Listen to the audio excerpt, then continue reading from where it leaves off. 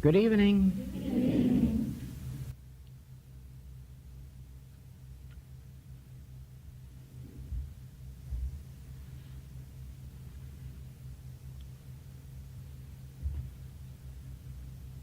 The infinite way is not organized, has no corporate entity, and has no memberships. Therefore, nobody belongs to the infinite way.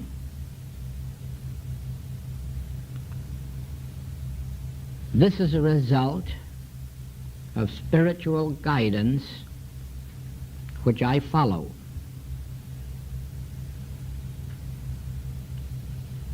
The object of it is to enable me to present the principles which constitute the infinite way to this world and permit those who respond to them to accept them, follow them if they like, those who do not to turn from them, or else to follow them in whatever measure is possible for them. In other words, that I may have no ties on them, no strings, and that they may be under no obligation to me or to any body. Now, this has made it possible for me to be invited into unity churches, New Thought churches, even Protestant churches, and for the writings, starting with the art of meditation and then practicing the presence, to be accepted in the Protestant churches of all denominations in the United States and in Canada. This enables them to embody any of the principles, any of the teachings into their individual lives, whether the ministers or whether the laymen. And yet remain in the path that for the present may be their religious path. In other words, the copyrights on the infinite way writings are not copyrights for the purpose of making profits, although incidentally they do. The reason for the copyrights is that publishers may be willing to publish them, which they wouldn't do if the writings were in the public domain. In other words, a publisher publishing a book like The Art of Meditation and Practicing the Presence invests more than $10,000 before the book reaches the market. And if it were not copyrighted, the mere fact that a prominent publisher would announce that he is publishing it might encourage 2, 3, or 4 other publishers to do likewise, and then no one would have protection, no one would have the opportunity for profit, which is the motive for business in a capitalistic world. And one, naturally, of which I heartily approve. Now, the principles that are embodied in these writings are not mine. I did not make them up, and I didn't dream them up.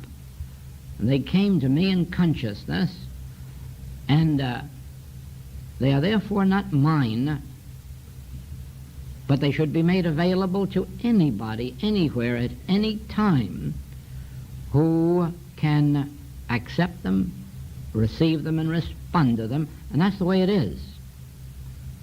By having no organization, no memberships, no obligations. Those who are led to these writings may embody them to whatever degree they wish and still maintain their organizational freedom. In this way, you will find eventually what we are already witnessing in a measure, that these very principles are being accepted as truth in many religious fields and ultimately will become embodied in the religions of the world. And I feel that's far better than that I should put a ring around them and say they belong to me, and I want either credit for them or cash. I want neither credit nor cash. I'm happy, even though I can't understand how it came about or why, I am happy that I am an instrument through which this has happened.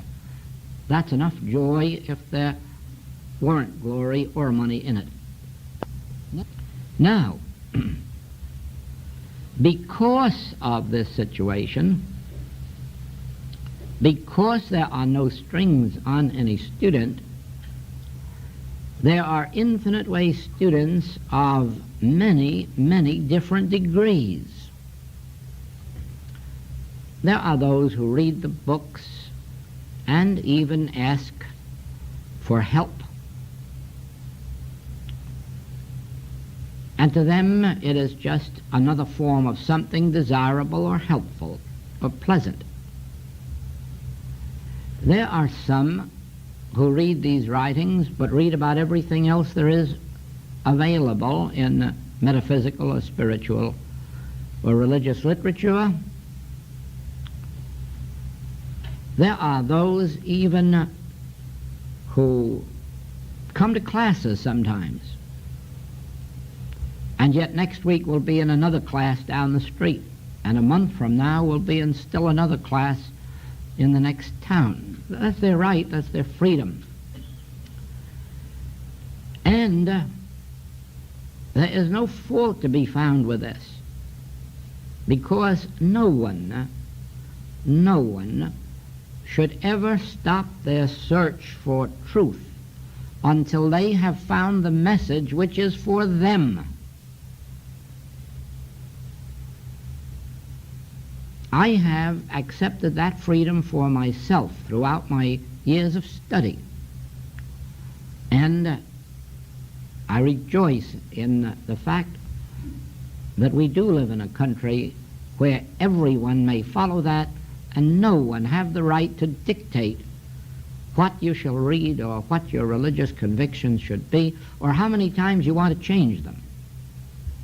And so it is that it is a wonderful thing that students may go from teacher to teacher or book to book, teaching to teaching, until they have found the one that is for them, the one through which they find that they have been seeking, and the one that they wish to see accepted in the world. Now, we do have students who have come to that point where the infinite way is definitely their way of life. They have been through the mill of other teachings. They have been through the search. They have found that which they are seeking, and they become more closely identified with us in this activity in many different ways. And it is to these students we must look for the, what shall we call that, bond, oneness, togetherness, in order that this message go forward and complete its destiny in the world. Some who are at that stage become active in the healing work or with tape recording work. Others become active in the support of this work in other directions. Each, of course, must fulfill himself or herself at their own level. But the point that I wish to make is this, that those who have come to that recognition that this is their way, these are the ones who form the closer knit body of the infinite way, and who are helping us at every stage of this work. Therefore, as any of you come to that place in your own realization or conviction that this is your way, don't hesitate to let us know about it. Do not hesitate to let us know what advancing steps you are prepared for, because the activity that is available to us and awaiting us is infinite. And as you know, at this moment, we haven't nearly the workers we should have. Some years ago, I was invited to be a guest on a television program in Chicago, just to be interviewed, and it was in the midst of a class, and I think we all took the matter very lightly, as if this were just going to be a pleasant experience. But it turned out to be something quite different than that. The station was the one owned by the Chicago Tribune, I think the largest station in Chicago. And after that broadcast, something happened that had never happened in the entire history of that television station. Every incoming telephone line was used and blocked. Not a line was left open there, and as fast as the calls were finished, it was blocked and reblocked again until they received more calls as a result of that broadcast than they had from any individual program that had ever gone over the air. One of the results of this was the sale of more copies of The Infinite Way than our printers even had printed. But the second result was a flood of letters of people wanting to be healed. And that was the last television appearance, because we haven't the workers to take over the responsibility of that amount of healing work.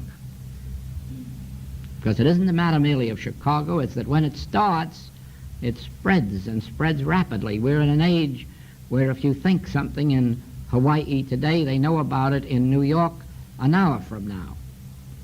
And if something is in demand in New York today, you can be assured that it's going to be in demand here tomorrow. And that means that there must be thousands of students, not tens or dozens, thousands, ready to respond to these calls in many different ways. And naturally, it can only be those students who have gone that far that they know that this is the message for them and that they wish to dedicate themselves or their time or their efforts or their money to this activity. Then we know where we are in this expanding activity. We know to whom we can turn and for what we can turn to them and the degree of their interest. Always remember that we have no other way of knowing, because we don't ask questions. These principles are turned loose, and we don't ask anyone to what degree they have accepted them or to what degree they are Infinite Way students, even though we do hear many times of how little they have actually received and responded to the message. Now, wherever you are and wherever you live, always please remember that your bond with us of the Infinite Way is a voluntary one. It is one purely of love, cooperation, service, and that at no time is anyone bound to anything that they do not bind themselves to. And they cannot bind themselves to anything of a physical or material nature with us, because this bond is purely spiritual. Thank you for that. Now, What should the proper economic attitude be of the Infinite Way student when faced with economic hardships or pressing bills? You understand, of course, that there cannot be one answer to that question. It depends what state or stage of consciousness one finds themselves in. How long has one been a student of the Infinite Way? To what degree do they understand the principles? How far are they along in absolutely depending on spiritual principles alone? What is their own attitude by now on this subject? Actually, if one has read enough of the Infinite Way message to have any grasp of its principles at all, they would know that economic lack or economic abundance are merely two opposite ends of the same stick, and that both of these have to be overcome.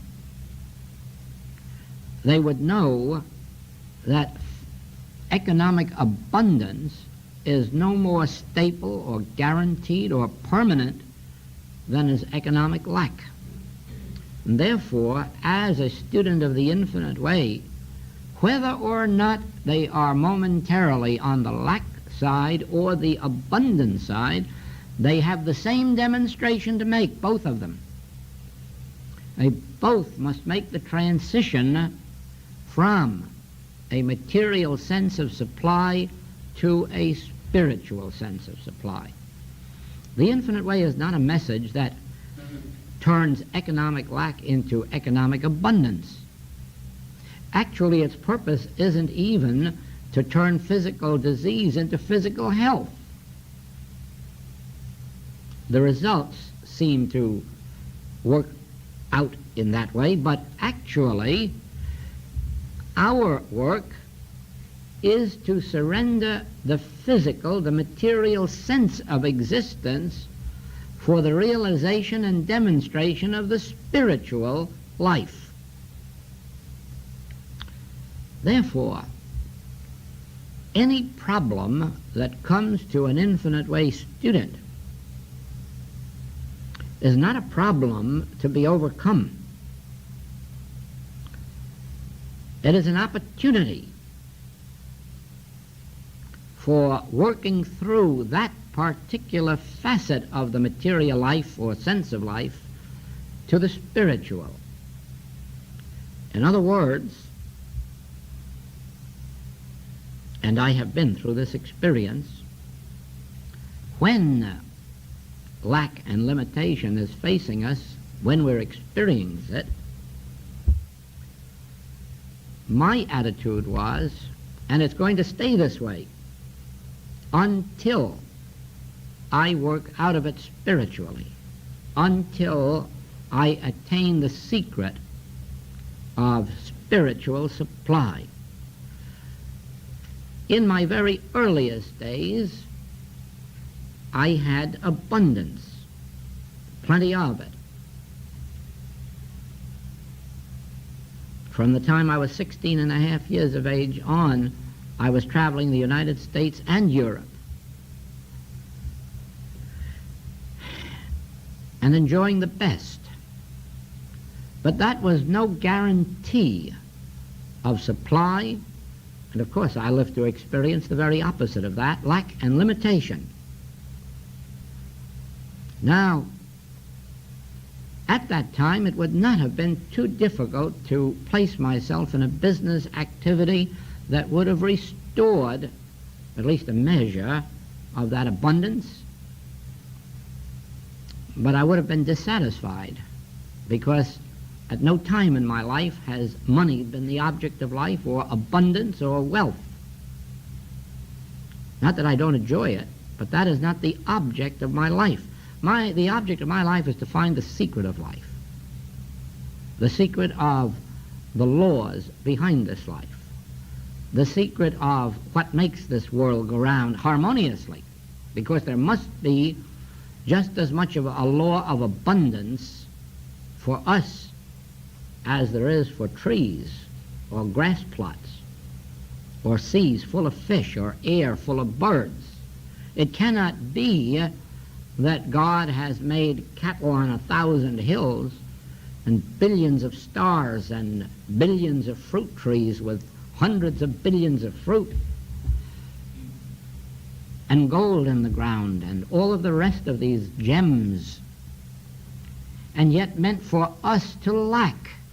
Well, no, our lack must come from an ignorance of the law. Our lack must come from a lack of understanding of God's law of abundance, or how to become one with God so that we can enjoy those promises, Son, thou art ever with me, all that I have is thine. Why should such a statement be in Scripture if it isn't true? Why should the Master have tried to teach us supply by multiplying loaves and fishes and proving how abundant it is, without limit, always with baskets full left over? Why, if it is not meant for us eventually, and if eventually, why not now, come into that awareness of life which is lived by the grace of God? And therefore, my attitude at the time was, let this go on as long as it wants, until I meet it through understanding the spiritual law of supply. Not only understanding it, but demonstrating it. And I did. I stuck with it, even to the point of having no coffee at times and walking 7 miles twice a day to get to my office. And I wasn't ashamed of it, and I didn't hide it, and I didn't feel that it was a lack of demonstration or any disgrace, and I don't now. I feel, as I felt then, this couldn't happen if I knew the law of God. And if I don't know the law of God, there isn't any amount of money that's going to make me happy or satisfied, because it may be just as fleeting as what I've had before. And actually, I received my answer on the last one of those days in which I found myself without coffee, walking that 7 miles. And it was on that walk that the revelation finally came. Probably these revelations may come to different students in different ways. I can't limit God by saying that there is only one solution to the subject of abundance, or that there is only one truth that has to be known. I only know the experience that took place with me.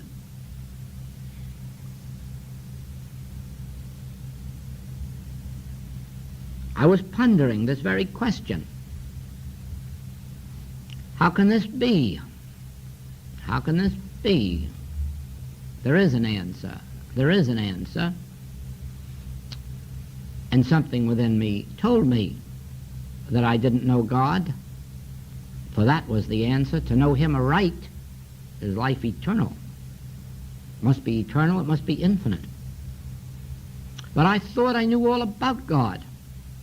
I thought I knew that God was mind, and God was life, and God was love, and God was substance, God was spirit, God was principle. God is all those wonderful things that the Bible and the metaphysical writings say God is. So therefore, how can you say I don't know what God is? And you must remember, I was talking to myself. We call that now contemplative meditation.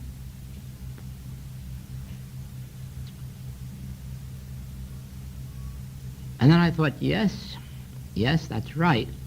How do I know that God is mind? I only read it in a book. How do I know that God is law or life or love? I've only read it in a book. Actually, I have no knowledge that that's truth. None whatsoever. How then can I find out what God is if I am not to accept what someone says in a book? Well, like we find all information, each one has to find their information in life for themselves. And so I must find out, what is God? What is God? And again I thought, mind? No, mind, that's a word up here. That can't be God. Life is another word up here. That can't be God. It's a word. Love, truth, all of these synonyms, they can't be God. Those are just words in my mind, or words in a book. You can't find God in anyone's mind or in anyone's book. Now what is God? And the answer didn't come. Then the thought came. Know thyself, O man. That may be the beginning of it. Know thyself. Let's come back now, and what is man? What is man? Well, there again, if you just want quotations from a book, I can give you a lot of them. But I wasn't interested then in what any book said. I wanted to know, what is man? Well, that shouldn't be too difficult, because I am man, so I should know what I am. And at that moment, I became conscious of my feet, one foot stepping out after the other. And I stopped and looked down and realized, well, that isn't man, because that's not me. That's not me. Those feet are mine. They're not me. There must be a me separate and apart from those feet, because those feet belong to me. And I went up to my knees, and I went up to my waist, and I went up to my chest, and I went all the way up to my hair. And actually, I couldn't find myself. I wasn't there. All I could find was my body. Sure, feet and knees and stomach and chest and neck and face and forehead and eyes and ears, and finally a big head of hair. I used to wear it very long in those days. But nowhere could I find myself. And I really went up and down that body, right from the top to the bottom, without once finding me. Not a place could I find me. And that puzzled me.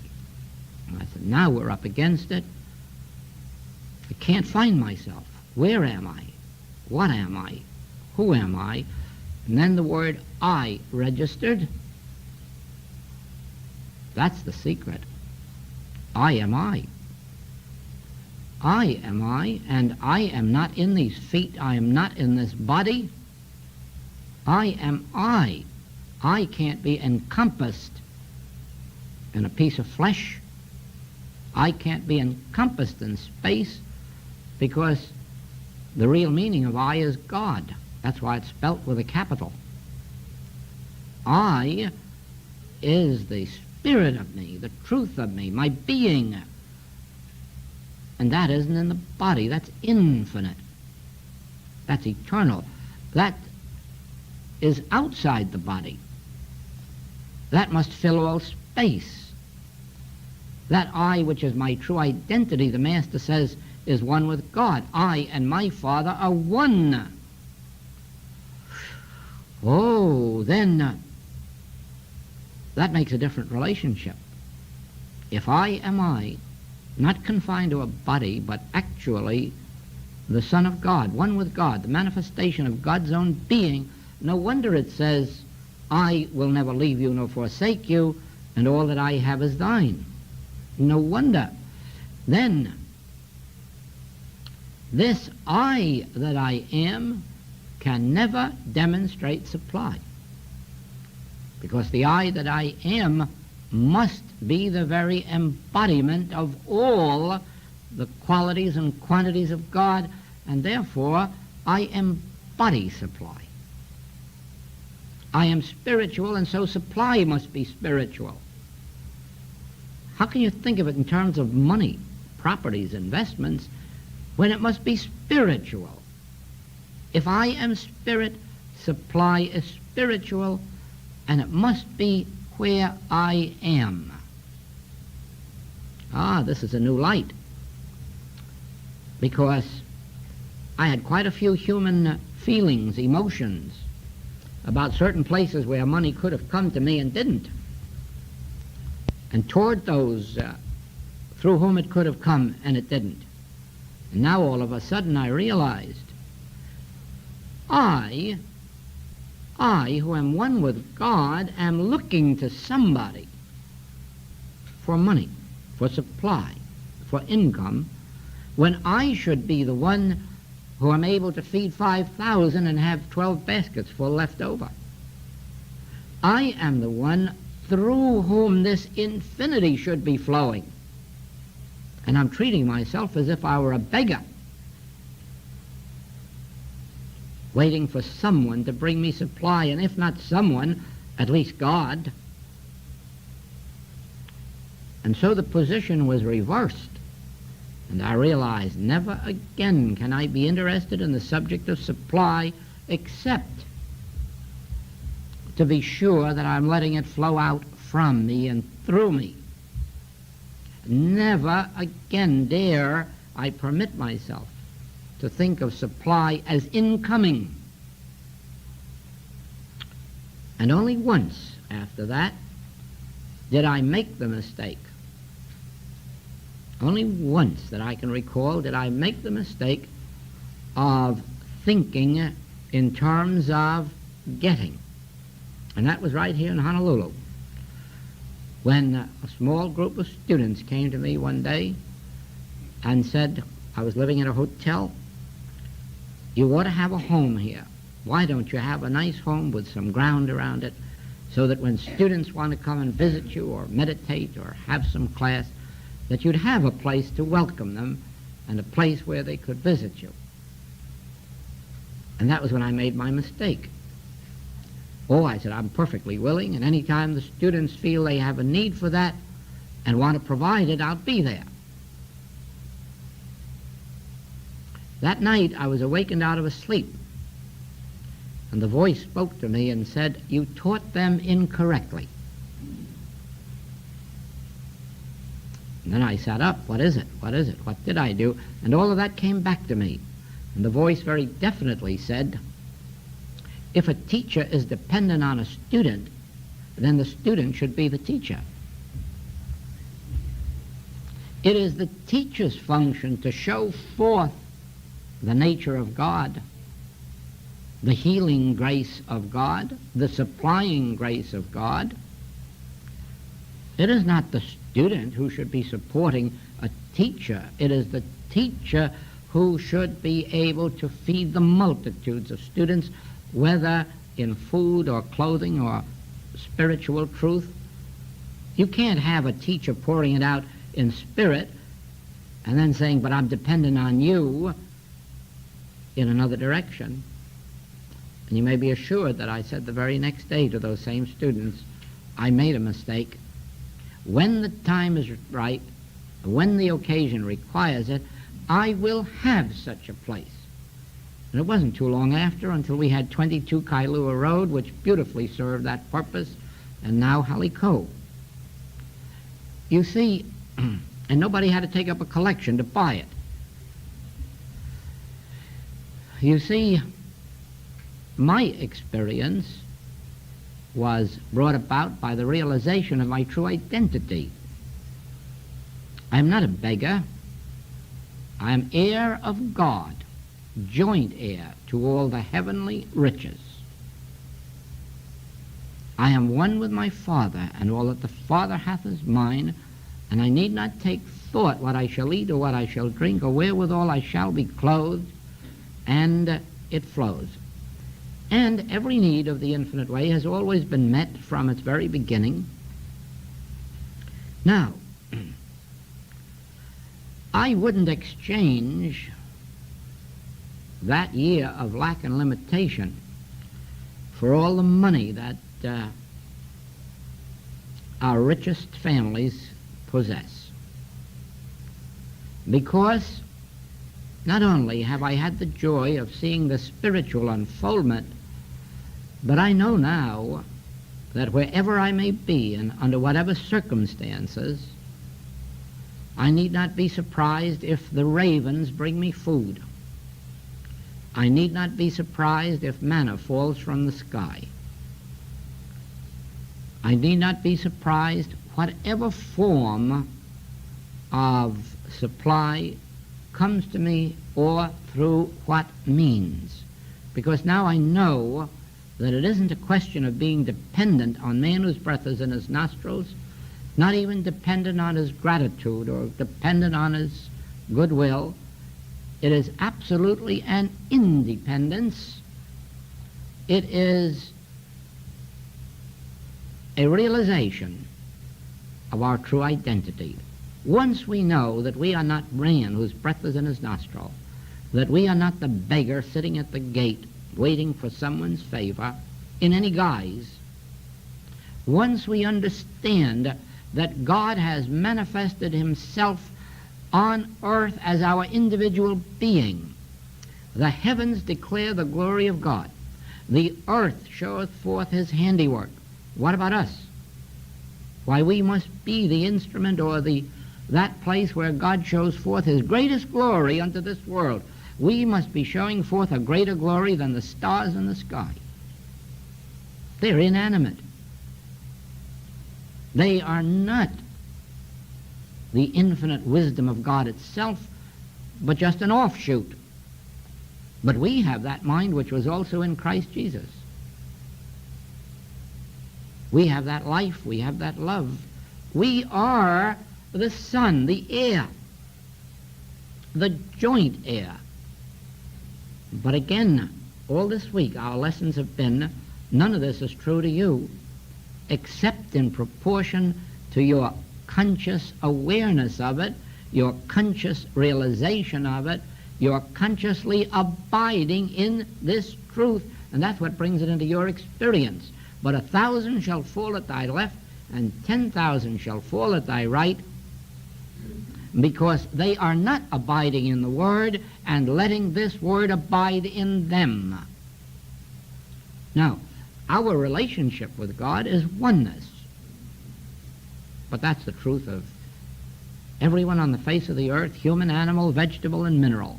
We're all one with God, and there's only one life permeating our being. But until we become consciously aware of this, until we abide in this truth and let this truth abide in us and finally rest in the Word, it cannot come forth into expression. Now, in these 30 years that I'm in this work, I have had 3 physical claims to meet. And what do you think my attitude has to be? That this is a problem that I must get rid of, or that this is another step forward that I have to take in understanding and in demonstration? It's no sin if we fall by the wayside. It's no sin if we fall into some measure of temporary relief. The sin is if we are so desperate to make the demonstration that that becomes the object of our lives. It mustn't be. Health is not the object of our lives in the infinite way. Realization of God is our goal, and health is the added thing. Therefore, a sickness is but an opportunity to prove it, an opportunity to receive in consciousness some vital truth that may change the entire nature of our lives. Just think, in 1921, in one of the largest hospitals in New York City, the death sentence was passed on me, and I was told that I could not live longer than 3 months. That was the time. Wind up your business, because there is no help for you. Now, just supposing there had been help, Just supposing some doctor could have cured me, or the hospital. Where would I be today? Heaven only knows.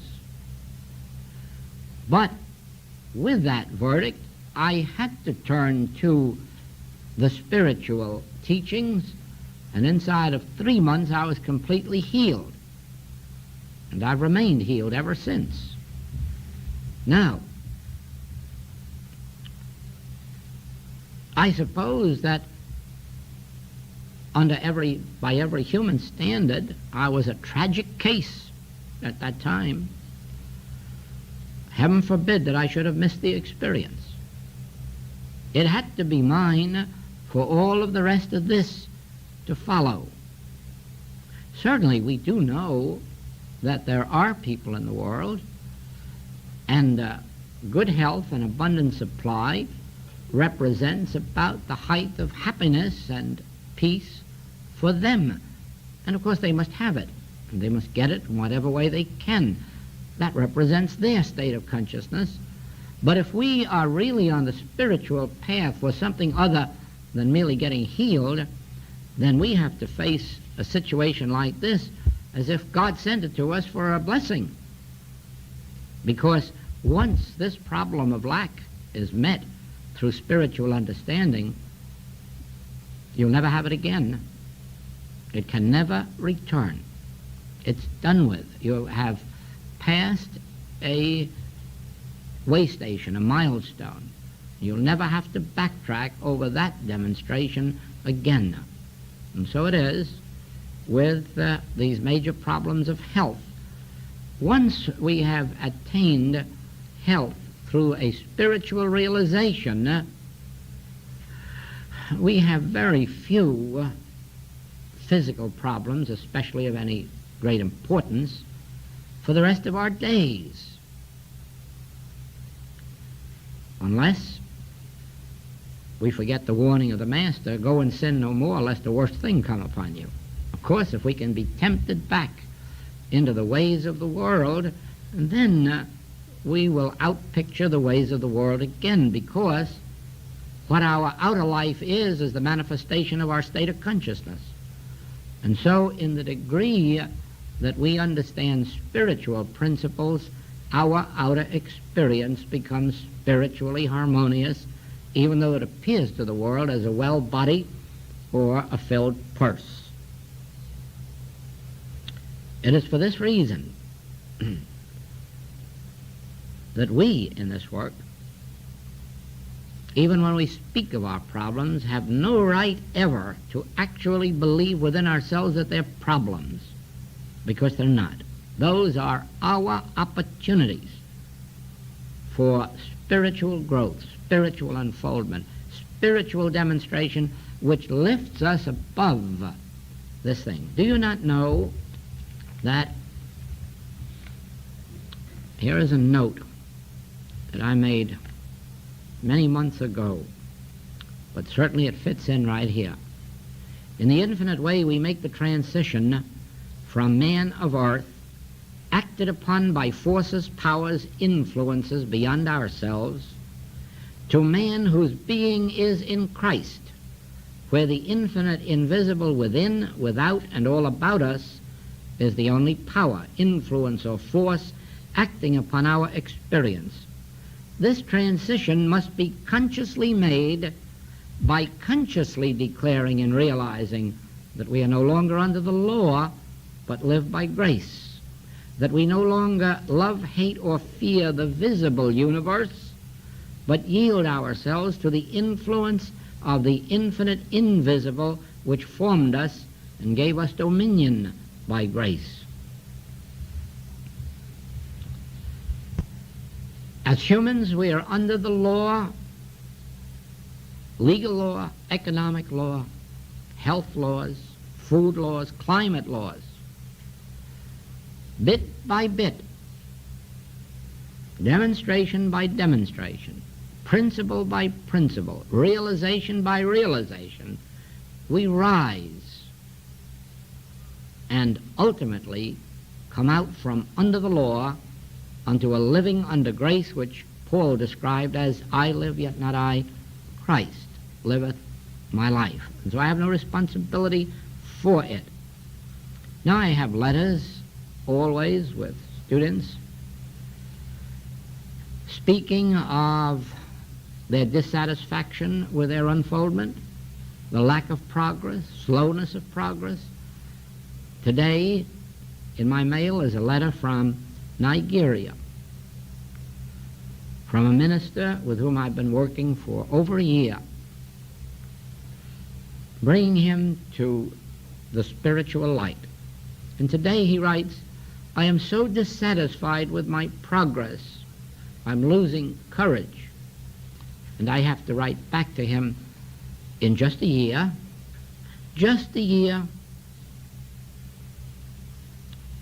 there's another 1,000 million years ahead of us, and no one is ever going to accomplish the transition from man whose breath is in his nostril to the man who has his being in Christ merely by studying for a year or meditating for a year.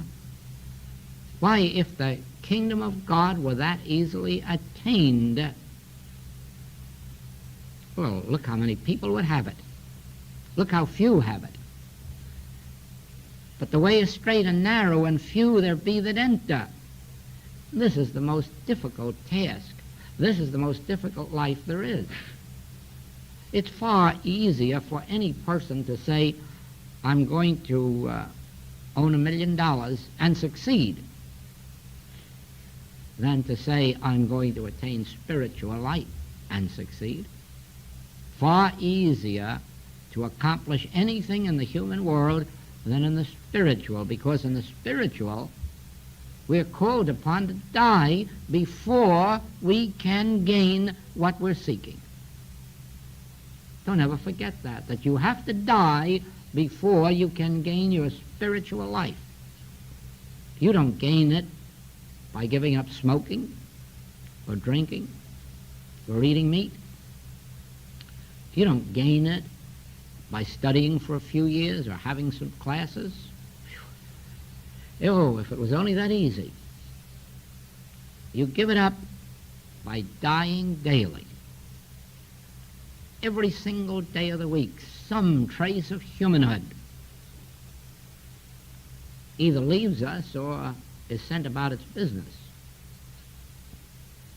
Every problem is an opportunity to work out of whatever the situation may be. If that sounds too difficult, it's really better that you do not start. Be satisfied just to be a metaphysician who can call a practitioner and ask for help and get it. Or do a few pages of reading and feel that you're getting close to God. But if that doesn't satisfy you, and there's a drive in you that compels you to go forward, that compels you to find God, then find the teacher or the teaching that brings out in you the response, this is for me, and then stick with it until you attain. Try to put yourself back 2,000 years. Think of yourself as one of those Hebrews living under the terror of that awful Hebrew organization as it was at that time. And it was bad. And at the same time, living under Caesar. And that was bad too. Think of their desperation, their desire for freedom. And then just imagine Jesus Christ appearing on the street one day. And now think what would happen to you if you were one of that multitude, watching him, hearing him, and feeling within yourself, this is it. I don't know what, I don't know why. This is it. And then hearing him say, but you must leave mother and father, sister and brother for my sake.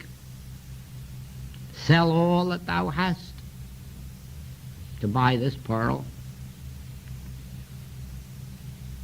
Leave your nets and follow me. And then you'll know how very difficult spiritual attainment is. And then you'll understand why your progress is slow, and you'll be satisfied. You won't complain. And you'll realize if they had to walk those steps, so do we.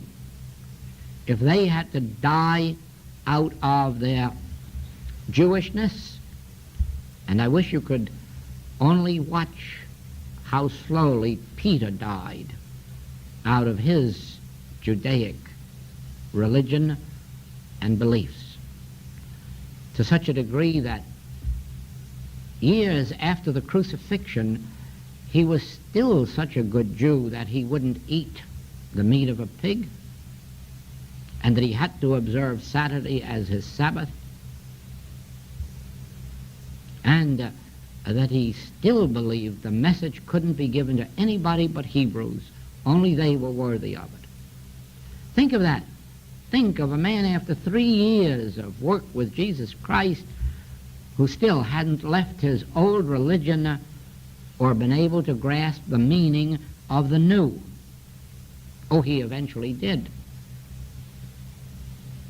But it was a struggle.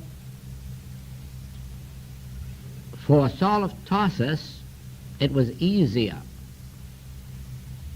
Once the Christ experience came to him, he dropped in that instant every trace of his Judaism except one. He kept the devil, only he called it mortal mind, and then he went out to battle it every day. If only he could have overcome that one Judaic belief of a devil, he really would have given the world a teaching far beyond anything ever known. But he did. He kept the devil, only he impersonalized it as carnal mind. But it still had all the qualities of the devil. Oh, I knew that was going to happen, but it can't.